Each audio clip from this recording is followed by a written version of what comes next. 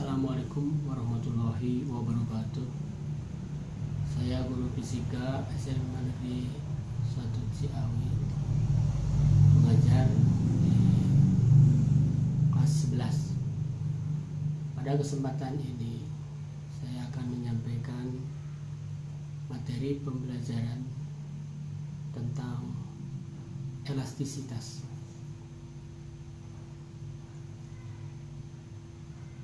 Nah, kita udah mengenal dalam kehidupan sehari-hari benda-benda yang elastis dan banyak digunakan dalam produk teknologi, misalnya pada kendaraan, pada tempat tidur, mungkin juga pada pesawat itu menggunakan benda elastis. Jadi sekarang penggunaannya udah meluas. Tentunya benda ini sangat banyak bermanfaatnya untuk membuat kenyamanan. Apalagi kalau terjadi benturan atau kalau pada kendaraan itu melewati jalan yang tidak rata. Nah, itu kita akan merasakan benturan atau merasa nyaman, tidak tersentak sehingga menimbulkan rasa sakit.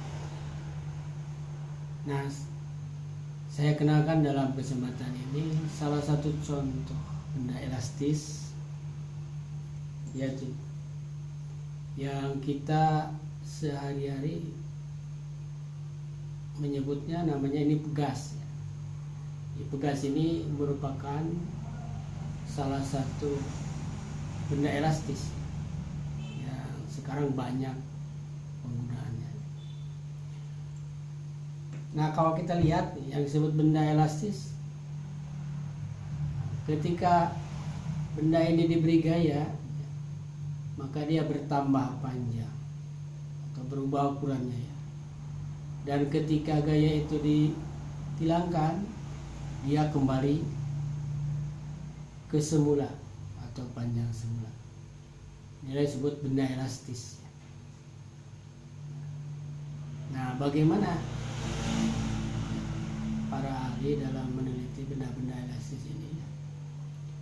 Salah satunya Hooke yang meneliti tentang benda elastis,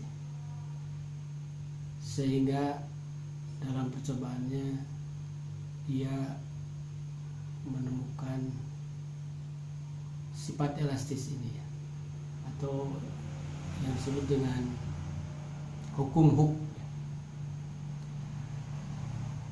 Nah, apa yang dilakukan oleh Hooke dalam percobaannya itu sangat sederhana.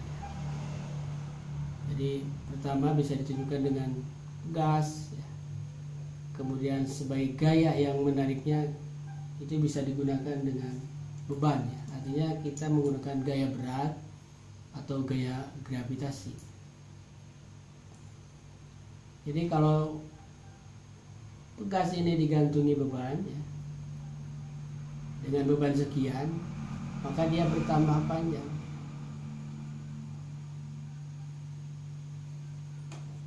Terus kalau bebannya ditambah lagi atau artinya gayanya diperbesar, maka dia bertambah panjang lagi. Nah, dari percobaan sederhana ini, itu artinya kita bisa buat kesimpulan ya, hubungan antara pertambahan panjang pegas dengan gaya yang menariknya itu secara matematis disebut berbanding lurus. Artinya kalau gayanya diperbesar, maka pertambahan panjang pegas itu akan bertambah pula ya. Nah, secara matematis juga kalau kita rumuskan perbandingan antara gaya yang diberikan pada pegas dengan pertambahan panjang itu akan menghasilkan sebuah bilangan, dan bilangan itu tetap untuk sebuah pegas, artinya konstan untuk suatu pegas ini. Nah, itulah yang disebut konstanta pegas. Jadi konstanta pegas ini nanti berbeda antara satu dengan yang lainnya ya. Itu menunjukkan sifat elastis. Jadi apabila suatu pegas dengan konstanta yang berbeda, maka ketika diberi gaya maka pertambahan panjang pun berbeda. Nah, inilah yang ditemukan oleh Hooke sehingga disebut hukum Hooke. Jadi Hooke menemukan atau merumuskan bahwa pertambahan panjang pegas itu berbanding lurus dengan gaya. Demikian penemuan Hooke ya. Dan kemudian dirumuskan secara matematis F sama dengan K kali delta X, di mana F itu adalah gaya pegas dan K konstanta pegas serta delta X adalah pertambahan panjang pegas. Nah, dalam penggunaannya sehari-hari pegas terkadang lebih dari satu ya.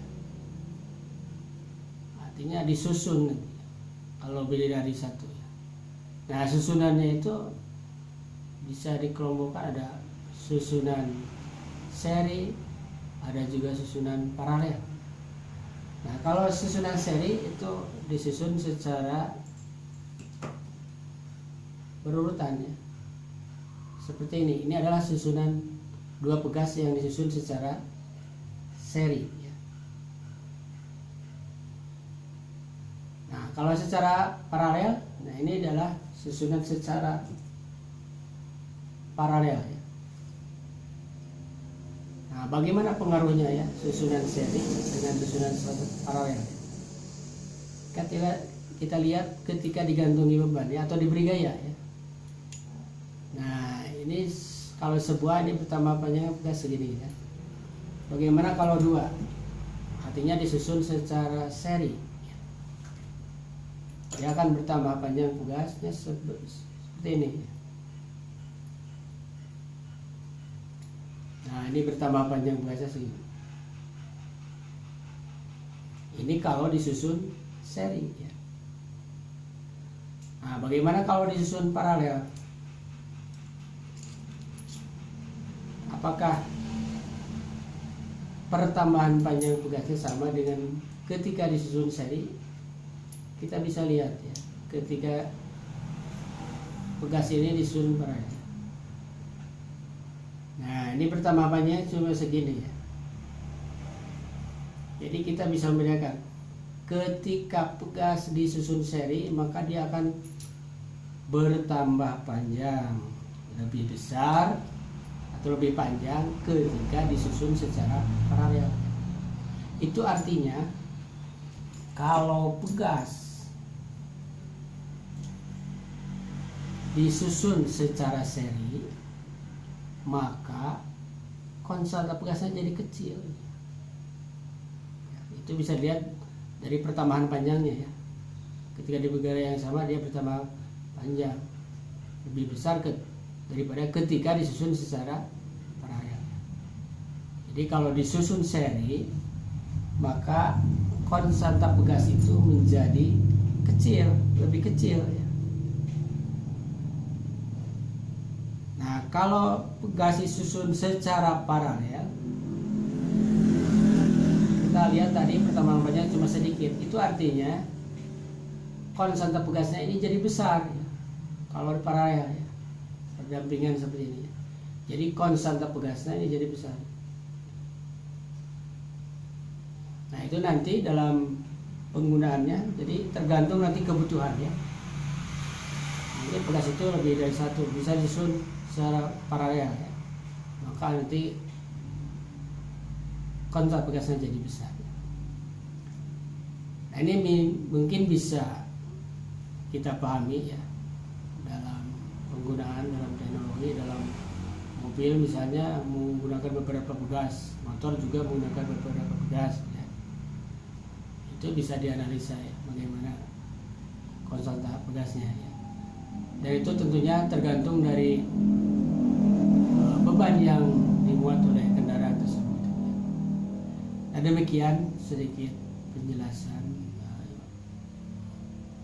memperagakan alat ya, supaya kita lebih realistis dalam pembelajaran.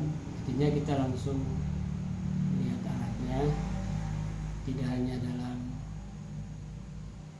pikiran saja ya. Jadi kita real, nyata, bisa dilihat dan bisa dibuktikan apa yang kita pelajari. Demikian pembelajaran inovasi, mudah-mudahan ini bisa kita pahami walaupun dalam waktu yang singkat. Demikian, wassalamualaikum warahmatullahi wabarakatuh.